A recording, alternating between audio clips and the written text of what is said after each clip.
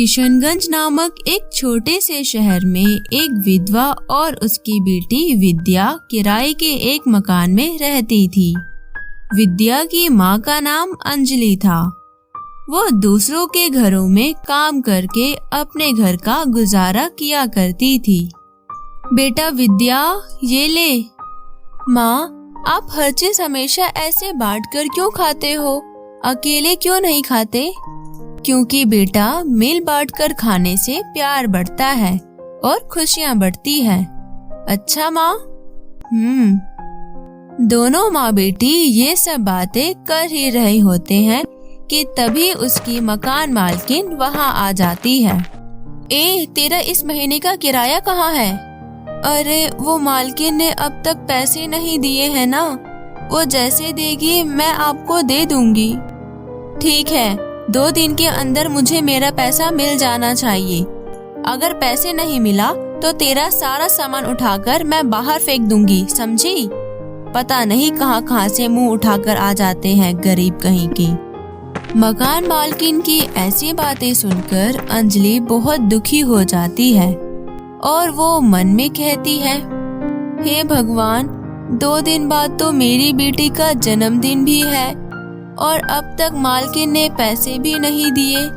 घर का किराया, राशन सब लाना बाकी है और फिर विद्या के लिए कुछ अच्छा सा तोहफा भी लेना होगा। मुझे तो ये समझ नहीं आ रहा कि मैं विद्या को क्या जवाब दूंगी। इधर अंजलि के मालकिन के हस्बैंड श्वेता को अंजलि के लिए सैलरी देकर जाते हैं। अच्छा श्वेता, यह लो, जब अंजलि आए तो उसे दे देना। उसकी बेटी का 2 दिन बाद जन्मदिन है और उसका महीना भी पूरा हो गया है, इसलिए वह जब आए तो उसे यह तनख्वाह दे देना। इतना बोलकर उसके हस्बैंड वहाँ से चले जाते हैं। अरे, मैं क्या पागल हूँ जो इतने पैसे उस काम वाले को दूंगी? इन पैसों से तो मैं और अपनी बच्ची के लिए शॉपिंग करूँगी। तभी अंजलि वहाँ काम करने आ जाती है। वह सुबह से लेकर शाम तक घर का सारा काम करती है। फिर शाम को वो अपनी मालकिन के पास जाती है और कहती है, अरे मेम साहब, वो पक्का ये पैसे मांगने ही आई होगी। हाँ, अभी रसोई में बहुत सारा काम पड़ा है। रात का खाना भी तो बनाना है। पहले खाना बना, जा अब यहाँ से। अंजलि उदास होकर किचन में चली जाती है और सारा खाना बना देती है। इधर बर्तन रखे हैं, सारे बर्तन में धूल जम गई है। जरा इन बर्तनों को भी फिर से साफ कर दे। जी मेम साहब। अंजलि फिर किचन के सारे बर्तन धोने लग जाती है और किचन का सारा काम करके फिर मालकिन के पास जाती है। मेम साहब, वो मुझे मेरी तनख्वाह मिल जाती तो अच्छा रहता। अभी मेरे पास पैसे नहीं है, जब होंगे तब दे दूंगी। चल जा अब यहाँ से। मेम साहब, पर कुछ नहीं, मैंने बोला ना, अब जा यहाँ से। अंजलि उदास होकर अपने घर को लौट आती है। माँ बताओ, आप मेरे लिए क्या लेकर आए हो? कल तो मेरा जन्मदिन है ना माँ, आप मुझे क्या तोहफा दोगी? मेरी बच्ची, मैं जरूर तुझे कोई बहुत अच्छा सा तोहफा दूंगी, तू चिंता मत कर। इतना बोलकर अंजलि सोने चली जाती है। विद्या समझ जाती है कि माँ को तनख्वाह नहीं मिली। हे भगवान, आप ये हमारी कैसी परीक्षा ले रहे हैं?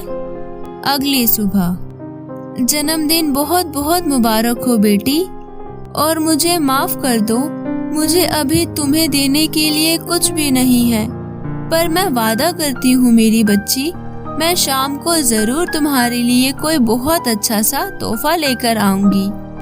इतना बोलकर अंजलि अपने काम पर चली जाती है और सारा काम करके फिर से अपने मालकिन के पास जाती है और कहती है, मेम साहब, वो सारा काम हो गया, अब आप मुझे मेरे पैसे दे दीजिए।